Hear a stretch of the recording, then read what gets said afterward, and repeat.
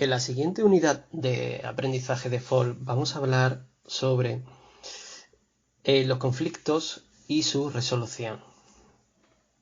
Entendemos por un conflicto como el enfrentamiento entre dos personas o grupos de personas cuando surge entre ellas un desacuerdo por ser incompatibles sus intereses, necesidades, deseos o valores.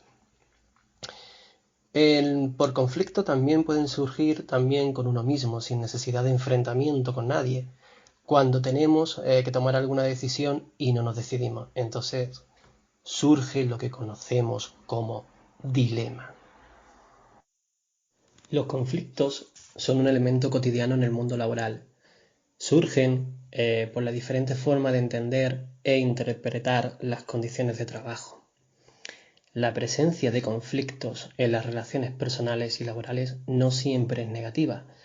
Presenta ventajas como ser la antesala del cambio y del progreso, alerta de la necesidad de cambios, incentiva la creatividad en la búsqueda de alternativas, mejora la calidad de la toma de decisiones, renueva energías, despierta el interés individual y social, promueve la cohesión grupal interna y su solución implica una reducción de las tensiones. Por otro lado, presenta inconvenientes porque implica inestabilidad, deteriora la autoestima y la motivación, daña la confianza impidiendo la coordinación de esfuerzos y la colaboración, paraliza o distorsiona la comunicación, crea un ambiente laboral negativo y disminuye la productividad. Existen diversos tipos de conflicto laboral.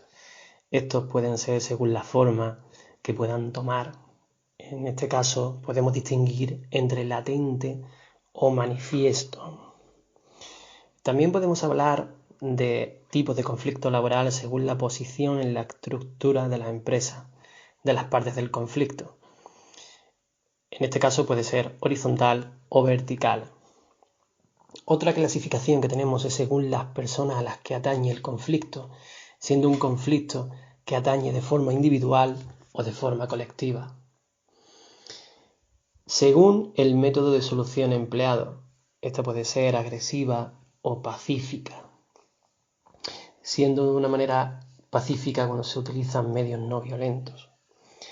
También podemos hablar según la materia objeto del conflicto. En este caso, podemos distinguir entre un tipo jurídico o un tipo económico. El conflicto laboral se puede desarrollar siguiendo las siguientes etapas. Primero, se identifica y se define el conflicto. Entonces nos preguntamos qué va mal. En una segunda parte clasificamos el conflicto, qué clase de conflicto es. En una tercera etapa analizamos el conflicto y estudiamos sus causas. ¿Cuál es la causa que origina ese conflicto? ¿Qué queremos conseguir con él? Para seguidamente pasar a buscar soluciones o alternativas. ¿Qué hacemos para conseguir lo que queremos? Después de eso, elegimos una solución adecuada. Valoramos las ventajas e inconvenientes de cada alternativa. Redactamos el acuerdo alcanzado y, para finalizar, hacemos una evaluación y seguimiento del acuerdo. La forma más idónea para resolver los conflictos laborales es a través de un proceso de negociación. Entendemos por esta como una manera de alcanzar un objetivo cuando no depende de uno mismo, sino que requiere una relación con otras personas. Seguidamente podemos ver las características del éxito de la negociación, siendo estas tener una buena comunicación, pues el diálogo entre las partes es un elemento primordial. Flexibilidad, las partes deben estar dispuestas a ceder en sus posturas iniciales, ser honestos, negociar con sinceridad, honradez y buena fe, ser razonables, evitar propuestas imposibles y necesidad de acuerdo, convencimiento de que la peor solución es la falta de un acuerdo. Cuando hablamos de elementos de la negociación, básicamente diferenciamos 5 elementos básicos. Como primer elemento tenemos los sujetos de la negociación, son las partes enfrentadas, los negociadores. En ocasiones aparece un tercer sujeto neutral denominado conciliador, mediador o árbitro. Como segundo elemento importante tenemos el objeto de la negociación, es el conflicto sobre el que tendrán que ponerse de acuerdo. Como tercer elemento tenemos los objetivos, que son las pretensiones que se pretenden alcanzar. Como cuarto elemento tenemos el poder de cada parte. El poder puede ser objetivo, real o subjetivo. Y como último elemento tenemos el acuerdo de la negociación, ese resultado de la negociación. Tener presente que es mejor no cerrar acuerdos que finalmente cerrar un mal acuerdo.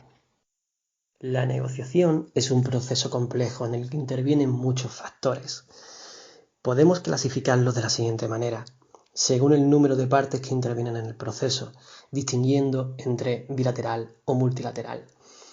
Según el número de componentes en la negociación, puede ser una negociación intergrupal, interpersonal o una negociación mixta, cuando una de las partes es una persona y la otra un grupo. Según la actuación de los componentes, podemos distinguir entre una negociación directa cuando las partes implicadas actúan en nombre propio. Esta también puede ser delegada o con intervención de terceras personas.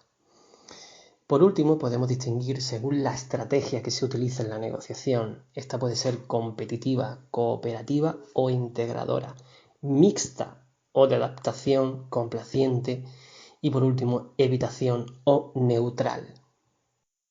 Podemos hablar de 5 fases principales en un proceso negociador.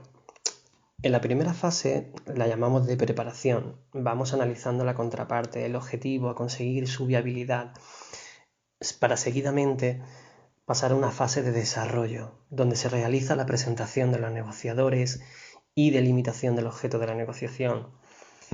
En una tercera fase, de acuerdo, las partes van acercando posturas con vistas a conseguir un acuerdo satisfactorio para ambos. En la fase de cierre se pone punto final al proceso de negociación, lográndose el acuerdo entre las partes. Y por último, tenemos que hablar de una fase de evaluación.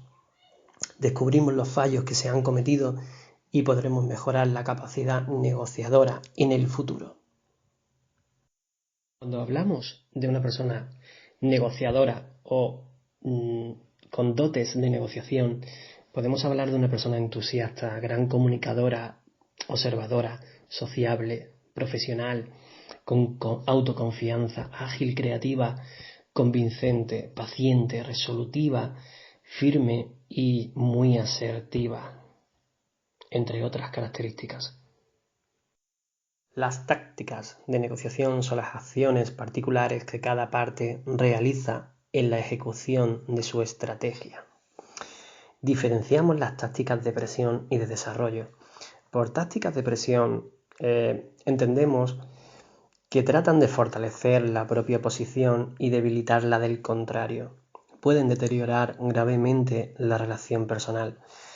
Son tácticas que buscan confundir, intimidar o debilitar la posición del contrario.